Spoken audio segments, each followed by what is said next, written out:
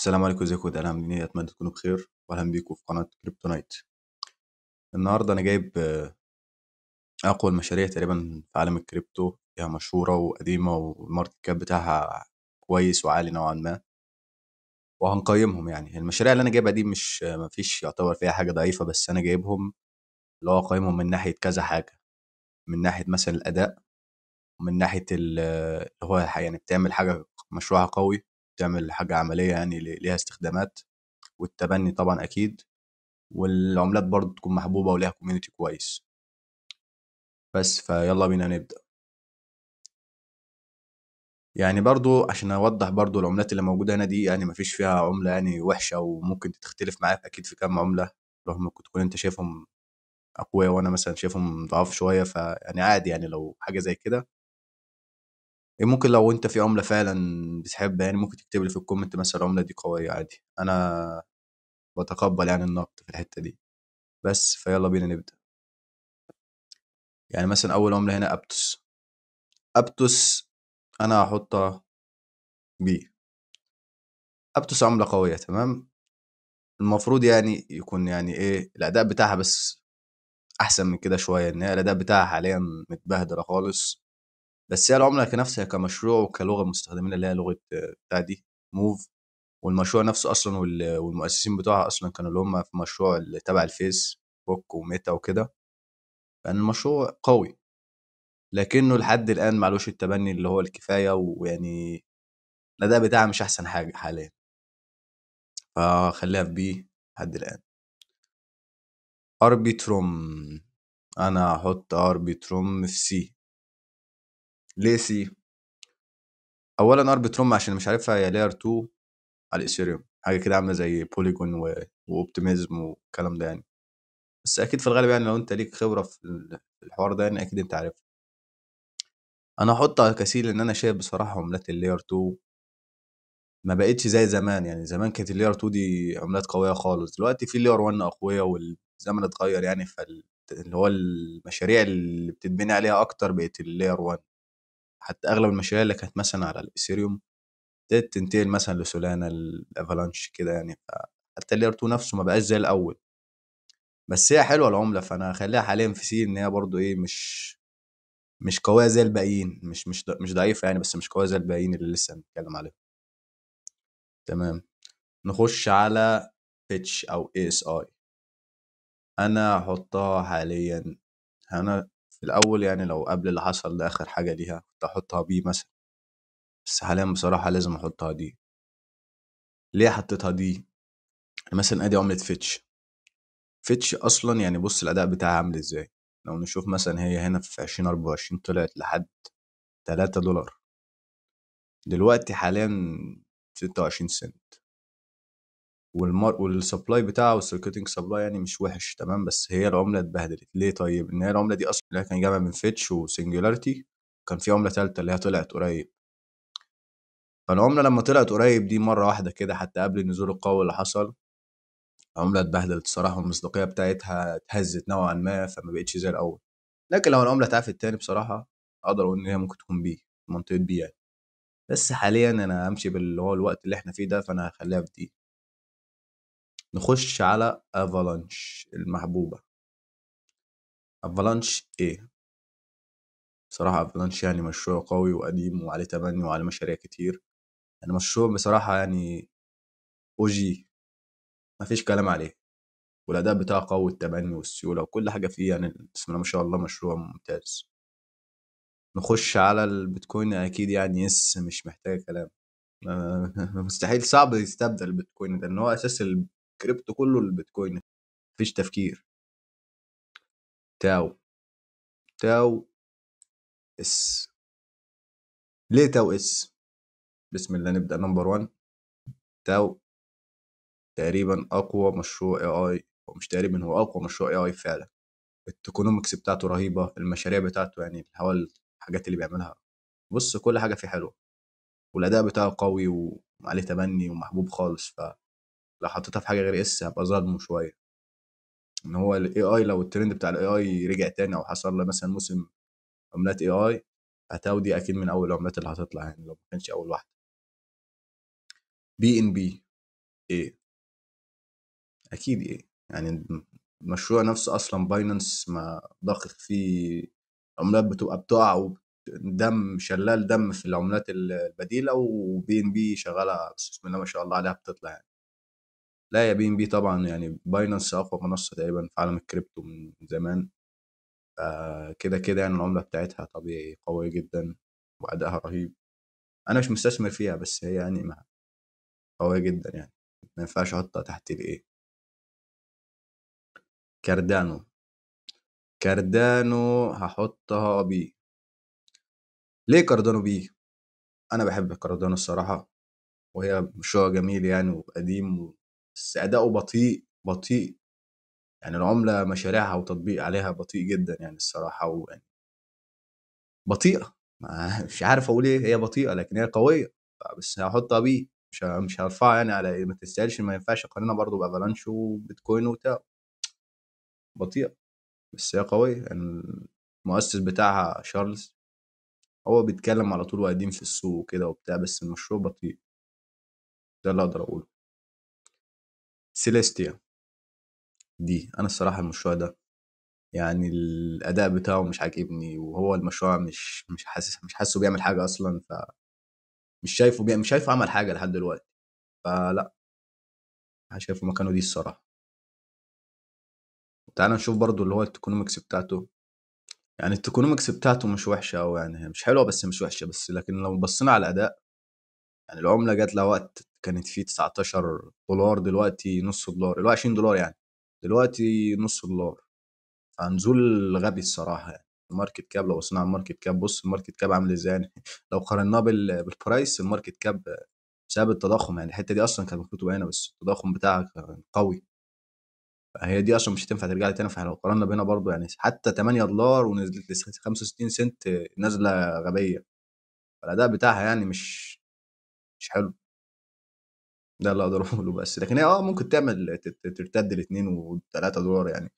هترتد برضو، الناس اغلب دخولها كان في 2 دولار و3 دولار، فاللي داخل فيها متبهدل اصلا، ولو عملت 3 اكس مش هيحس بحاجه، ولا 5 اكس حتى ترضيه. فالعمله يعني ادائها مش احسن حاجه. فهنخليها في دي حاليا. لينك. اكيد طبعا لينك دي اللي هو الكور بتاعت الكريبتو كله يعني، الشبكه اللي رابطه كله ببعض، وعليها تبني واي تي اف وعمله. اكيد ما فيش كلام عليها يعني. هي هي السويفت بتاعت الكريبتو حرفيا. فايل كوين. فايل كوين نحطها في سي. ليه سي بقى؟ الصراحه الاداء بتاعها مش احسن، مش افضل حاجه، والاداء مش وحش بس مش افضل حاجه. والعمله يعني مش برضو، الكوميونتي بتاعها مش قوي قوي يعني، مش اقوى من اللي فوقيها. ده اللي انا شايفه الصراحه، مش اقوى من اللي فوقيها، مش عامله اداء اللي هو برضه.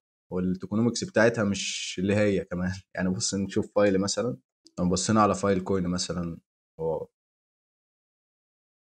الاول تايم هاي بتاعتها كانت 164 دولار، دلوقتي سعرها 1.5 دولار. طبيعي الماركت كاب اتغير طبعا، السبلاي يعني حاليا التوتال سبلاي 2 بليون، تمام، والسيركوليتنج سبلاي كام؟ 722 مليون. فبرضه التوكونومكس يعني التضخم بتاعها عالي. لو بصينا برضو على اللي هو الماركت كاب هنا، لو قارناه يعني، هنا مثلا دي ماشي دي، بص لكن دلوقتي التضخم برضو بهدلها يعني. هنا كان في المفروض طالع برضو الماركت كاب اللي قريب من هنا، بس ايه يعني، لا، التضخم بتاعها عالي الصراحة، وده مش اللي هو. خليها في سي. اتش بار. اتش بار عملة عزيزة عليا الصراحة. العملة دي يعني سريعة قوية مؤسسية. بتطلع مع الاكس ار بي واكس ال ام عشان العملات الامريكيه وكده يعني، وعمله ايكو فريندلي، ليها مميزات كتير قوي يعني، مش عارف اقول مميزات قد ايه يعني. تقريبا هيطلع لها اي تي اف كمان. تعالوا نشوف الاداء بتاعها برضو رهيب، والكوميونتي بتاعها قوي خالص، وبالذات في الغرب، مش في الغرب، مش في الكوميونتي العربي. مثلا نشوف اتش بار. توتال سبلاي والماكس سبلاي 50 بليون، السيركليتنج سبلاي بتاعها 42 بليون. فيعني التوكنومكس بتاعتها حلوه. الاداء بتاعها بقى، الاداء بتاعها يعني لحد الان تقدر تطلع تكسر القمه بتاعتها عادي. طلعها من 3 سنت. انا فاكر ان انا كنت داخل في مناطق ال6 سنت وال3 سنت دي كتير يعني، كنت بأزز في الحته دي يعني، وعملت لي اداء رهيب الصراحه، من العملات القويه جدا الصراحه في السوق يعني. لو انت تقدر تخليها في محفظتك يعني حاول تخش فيها بالنسبه، ولو ان هي ممكن تعملها ETF، والعمله ليها مستقبل ان شاء الله. ودعمة كمان من جوجل وال جي وحاجات كتير. فلا العمله قويه الصراحه، مشروع قوي جدا. ICP. ICB مش عارف بصراحه، هي المفروض بي، بس انا هحطها سي. انا عارف ان العمله يعني في ناس بتحبها وليها كوميونتي، بس ادائها غريب. شوف مثلا ICB، يعني توتال سبلاي بتاعها 541، الماكس سبلاي ما انفينيتي يعني، ما دي مشكله دي. العمله برضو يعني التوكونومكس مش مفهوم لها، مش مفهوم الاداء بتاعها برضو. بص يعني ايه ده، ايه هو ده بقى؟ طب نفكنا من دي خالص، نخليها على فريم الوان يير يعني. العمله طلعت $14 ودلوقتي $3. هي بتعمل ارتفاعات وكده يعني، بس انا حاسس عمله مضاربه اكتر من ما هي كاستثمار. يعني العمله يعني ما تأملهاش ليها فتره كبيره يعني، اول مثلا هنا كانت $18 بتاع، يعني هي ثابته بتتذبذب ذبذبه غبيه. يعني شايف مثلا، تعال نبص هنا مثلا في 2023، تبقى المفروض من سنتين يعني او ثلاثه $4، دلوقتي 3. يعني دخل كده كده لسه زي ما هو خسران. هي طلعت يعني، هي مثلا هنا كانت بتنط 7 و9 وتنزل، فالعملة برضو مش ماسكة نفسها. لكن هي كمشروع، هي مشروعها قوي بصراحة يعني، المفروض يعني، بس الأداء بتاعها ضعيف. الأداء بتاعها ضعيف، أنا عشان كده حاططها هنا كده. أداء مش زي اللي فوقيها. أنا شايف سي مناسبة ليها حاليا، لو عملت أداء أقوى شوية هتتحط بيه يعني. هي المتردد أحطها هنا وهنا، بس أنا هخليها في سي مع فايل كوين وأربتروم. كسبة. كسبة. كسبة. كسبة تنفع تكون A و B و C وكمان S، يعني ده اللي أنا بس أنا حاليا هحطها في، ممكن أقول C أو B، مش عارف بصراحة، بس أنا هحطها C دلوقتي لأن ده بتاعها متبهدل. كسبة تقدر تكون من أقوى المشاريع، وأقدر أحطها C مستريح، بس هي بتعمل حركات غريبة. يعني هي البران بتاعها تقريبا خلص، أو مش عارف إيه اللي حصل فيها. يعني هي طلعت 20 سنت، يعني لو جبناها على الشرط، وأنتوا ممكن ما تكونوش عارفين كسبة، أنا هديكوا برضو إيه، هديكوا شرح بسيط عن كسبة. كسبة عملة كده يعني، المفروض إيه، بتحل المشكلة بتاعت البيتكوين. هي تقريبا زي البيتكوين، بس بتحل المشكلة بتاعته، بس مفيش البرايفسي بتاع البيتكوين، بس إيه، يعني هي عملت حاجة اسمها بلوك داك بدل بلوك تشين. بلوك داك ده أسرع من البيتكوين بكتير طبعا، سريعة جدا العملة، وبرضه عملة تعدين، مش عملة ستيكنج. و... والمفروض يعني يتعمل لها سمارت كونتراكتس. اللي مبهدلها حاليا ان التيم بتاعها قال انه يعمل سمارت كونتراكتس، وحدد ميعاد معين قال ده هيتصدر فيه. التيم اجله كذا مره وما عملش لحد الان سمارت كونتراكتس، فالناس زهقت، والاداء بتاعها يعني هي طلعت لحد 20 سنت، دلوقتي نزلت ل 5 سنت، 50 سنت، اللي هو 50 سنت، 5 سنت ولا ايه، نزلت لحد 5 سنت. فالاداء بتاعها وهي ثابته يعني، هي طلعت كده تحس عملت قمه ونزلت تاني، ممكن تطلع تاني طبيعي يعني، وممكن، بس ده لو عملت سمارت كونتراكتس وبرضه دخلت في المنصات اللي هي زي باينانس، اتحطت على باينانس. فمش عارف بصراحه، بس الاداء بتاعها مش احسن حاجه دلوقتي، لكن الكوميونتي بتاعها قوي جدا الصراحه يعني. هو الكوميونتي يخليني عايز احطها. هي صراحه الكوميونتي، لا الكوميونتي الغرب بالذات يعني مالين التويتر بشكل، اللي هو اكس، مالين اكس بشكل عبيط، مليانين، مش عارف دي بوتات ولا ايه بالظبط. فانا هخليها بيه الصراحه حاليا، لحد ما نشوف الاداء بتاعها احسن من كده، لان هي تقريبا متشابهه الدول في حوار الاداء. XRB. XRB انا احطها بي. ليه بي؟ مفيش سبب يخليني احطها بي الصراحه. احطها ايه؟ XRB عمله قويه طبعا، يعني عمله قويه، بس ايه يعني، هي قويه بس من ناحيه لو انت كاستثمار مش عارف الصراحه تعمل اللي هو ارباح كبيره ولا لا. فانا اقول ان هي مثلا ايه، حلو ليها. مش اس، لا بس هي ايه يعني، شايفها ايه، ايه كويسه في ايه، او بي. بس خلينا في ايه دلوقتي، ان هي مشروع قوي عنهم. طب لا، نير. نير الصراحه هحطها ايه، layer 1 AI. لا، مشروع قوي الصراحة. هو الأداء بتاعه ضعيف بس هو كمشروع هو قوي. فلا يستاهل ايه بصراحة يعني. وانا مش داخل فيه بس يعني كذا مرة. بس انا الصراحة افضل تاو عنه، فانا عشان كده حاطط تاو اس وهو ايه. لكن هما الاتنين دول اقوى اتنين في موضوع اللي هو ال AI، في مجال ال AI. بولكا دوت. بولكا دوت هحطها بيه. الأداء بتاعها مش أحسن حاجة بصراحة، والكوميونتي بتاعها مش أقوى حاجة برضو، فدي كويسة عليها. سولانا. سولانا اس. آه ما ينفعش أحط حاجة غير اس. سولانا حاليا يعني يعتبر ايه أكتر بلوك تشين اللي هو أكتر ليا رن ولا ايه، عليه معاملات وتبني وكده. يعني مشاريع الميم كلها والمشاريع الحديثة أغلبها على سولانا. ما اتوقعش حد يختلف معاه في النقطة دي، فهي قوية. هل ممكن تتغير او يجي حاجة تغلبها؟ طبيعي. هي واثيريوم ممكن عادي تيجي عملة في اي وقت، مش دلوقتي حاليا طبعا، في المستقبل ممكن تيجي عملة اقوى منهم عادي وتستبدله. بس دلوقتي حاليا مفيش حاجة تقدر تستبدل السولانا والاثيريوم. مفيش حاجة برضو ايه غلبتهم يعني وجابت التبني اللي عليهم والهايب ده، فالسولانا لازم تبقى اس. اتوم. اتوم للاسف هحطها دي. اتوم كمشروع مشروع قوي الصراحة يعني، مشروع قديم وليه اسمه، بس الأداء بتاعه ضعيف ضعيف ضعيف، والتبني ضعيف، ويعني أداء مش اللي هو الصراحة خالص برضه زي الاتنين التانيين. فلو اتحسنت أقدر أطلعها سي أو بي، لكن هي الصراحة حاليا دي. آه لا، ما ينفعش تبقى تتقارن باللي فوق دول الصراحة. اكس ال ام. اكس ال ام أحطها في ايه؟ هي أعلى من اكس ار بي بالنسبة لي بصراحة. ليه؟ انا مش مرتبهم هنا كده اللي هو بالترتيب، انا حاططهم زي ما ظهروا لي، انا مش عامل ترتيب في الرانك نفسه. بس هي اكس ال ام بالنسبه لي افضل من اكس ار بي من ناحيه الار اي. ان هي اكس ال ام على طول لما اكس ار بي بتطلع هي بتطلع معاها وبتطلع اكتر منها، والماركت كاب بتاعها اقل من اكس ار بي طبعا بكتير. مش بكتير يعني، كلهم في في المليارات العاليه، بس يعني ايه تطلع اكتر منها يعني. وفي نفس الوقت الفرق بين اكس ار بي واكس ال ام، اكس ار بي عمله مؤسسيه تعمل اللي هو عمله تبع المؤسسات، لما اكس ال ام دي عمله للناس العاديين اللي هم زينا كده نتعامل بيها تحولات فبتاع. فحاسس التبني عليها ممكن بعدين يبقى قوي وتعمل ارتفاعات قويه يعني اكتر من اللي هتعملها اكس ار بي، فانا عشان كده حاططها في نفس الرانك. ايثيريوم مش محتاج كلام طبعا اس يعني. رانك 2 بيتكوين يعني بيتكوين اي حد ما حتى ما يعرفش الكريبتو وكده عارف البيتكوين والايثيريوم يسمع. اي حد هيسمع عن البيتكوين والايثيريوم، لان الايثيريوم والبيتكوين يعني اقوى مشروعين وما فيش جدال عليهم طبيعي. في اقوى من الايثيريوم من ناحيه هو كذا حاجه برضه، بس لا الايثيريوم توب يعني، ما ينفعش برضه يتحط غير في حاجه غير اس. ستاكس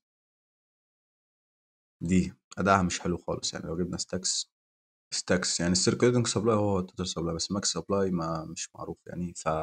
انفينيتي يعني توكونومكس مش وحشه ومش حلوه طبعا. لو بصينا على الماركت كاب والبرايس فهي لحد الان ما فيش تضخم، فهي يعني شغاله دلوقتي التوكونومكس. لكن الاداء بتاعها من شهر 12 نازله غبيه، من 2 دولار من 3 دولار نزلت لحد 30 سنت، فنازله 10 اكس. نزلت 10 اكس من ساعه.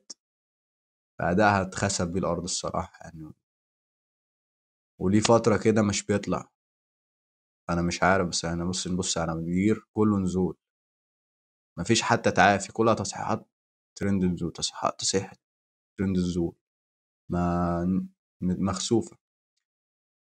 فهي ما والتمني عليها والكوميونتي نفسه مش اللي هو برضه، فمش هحطها زي التانيين. لكن هي العملة قوية يعني ممكن تعمل ارتفاعات حلوة خالص. ان لو حد دخل في دخول هنا ممكن تعمل له ارتفاع قوي، بس مش مضمون. مش مضمون. دي النقطة اللي انا متكلم فيها، هو مش مضمون الارتفاع بتاعها. لكن هي حلوة، لكن مش زي الباقيين، فانا اخليها. ممكن احطها سي. بس هي دي زي اتوم الصراحة يعني، نفس الفكرة، اتنين اقوياء بس ما ينفعش. هنا بقى في شوية عملات ميم وسوي، بس خلينا دلوقتي في الترتيب. بيبي. أنا الصراحة ما بحبش عملات الميم، مش بدخل فيها. بس هي حلوة للمضاربة، ممكن يعني شغالة مضاربة لكن كاستثمار وعملات قوية ما فيش مشروع عملات مين طبعا، فأنا هرنكها كده بالحب يعني. بيبي ممكن أحطها رانك بي أو سي. بيبي هحطها بي، هي اتعمل عليها ترند يعني، من تعتبر هي وشيبا ودوجي يعني من العملات اللي هي المعروفة خالص في المجال الميم، فأنا هحطها دي بي. شيبا هحطها سي. خلينا نعمل دوجي بالمرة. دوجي هحطها ايه. انا رنكتهم كده اللي هو ايه، الكوميونتي بتاع شيبا قوي طبعا، بس ادمت الصراحة يعني، الكوميونتي مش زي الأول. دوج يعني مش معلهاش كلام يعني، من ناحية اللي هي أكبر عملة ميم وأشهر عملة ميم، وكفاية الهايب اللي عملوا ايلون ماسك عليها أصلا ساعة حوار الإكس. فكده أنا أتوقع منطقي نوعا ما، ممكن يختلف مش هتفرق أوي عشان دي ميم برضه يعني مش مشاريع، فأنا حاططهم كده. أو بص ما تقارنش بالمشاريع ده، أنا خليها أنا دي خليهم كلهم مع بعض تصدق، خليهم كده كلهم مع بعض. أنا دي ميم فأنا مش عارف أقيمها كمشاريع، أنا حاططها كده بس عشان هم موجودين في الماركت كاب بتاعهم عالي يعني. سوي. سوي إيه، استريح. سوي حرفيا يعني الابل بتاعت الير وانز. مشروع قوي يعني، مش هقعد اشرح في المشروع نفسه ان ده فيديو رانك، بس هو المشروع قوي جدا طبعا يعني، والكوميونتي بتاعه قوي خالص وكده، والاداء بتاعه حلو. هو حاليا نازله طبعا، الاداء بتاعه مش اللي هو متبهدل بسبب النزول، بس كل عملات نازله، بس هي الصراحه عمله قويه جدا يعني. اسمها ابل بتاعت الير وان، ده اللي اقدر اقوله، عمله جديده يعني، وفيها تقنيات يعني، مستعملين فيها حاجات جديده وحديثه يعني، وكل شويه شغالين عليها كتير. هي قوية بس ممكن ابتوس تعمل ارتفاعات اكتر منها على فكرة، بس انا بتكلم هنا على القوة بتاعت المشروع يعني. سوي قوية، لكن لو على تعمل اكسات اكتر وكده لا، ده مش رانك، ده مش اكسات، انا بتكلم على المشروع نفسه كقوته يعني، اللي هو من ناحية الاداء والسيولة والتبني والكوميونتي وكذا الحاجات دي يعني، مش حاجة واحدة بس. فبس كده رانك خلص. اتمنى تكون يعني ما فيش حاجة ضايقتك جامد يعني، ده رأيي الشخصي طبعا، بس انا حاولت اللي هو ايه، من وجهة نظري يعني وخبرتي شوية، حاولت أظبطهم على قد ما أقدر. أنت لو بتختلف معايا في حاجة يعني، أنا بتقبل النقد في الحتة دي. اكتب لي المشروع مثلا وقول لي مثلا كذا، وأنا ساعتها ممكن إيه ألقي نظر عليه تاني. ممكن بعد كده برضه لو الناس طلبت يعني مشاريع تانية، ممكن أعمل لها برضه إن شاء الله يعني في المستقبل، اللي هو رانك تاني يعني. ولو في مشاريع معينة عايزين برضه إيه أتكلم عن اللي هو التقنية بتاعت المشروع نفسه واللي هو بيعمل إيه وكده يعني، برضه أنا إن شاء الله هعملها في المستقبل. أتمنى تكون استفدت. طبعا دي مش نصيحة استثمارية وبس، وشكرا لو وصلت لحد هنا، واتمنى تكون استفدت، وما تنساش تعمل لايك وتشترك في القناة عشان يوصلك كل جديد. ويلا السلام عليكم.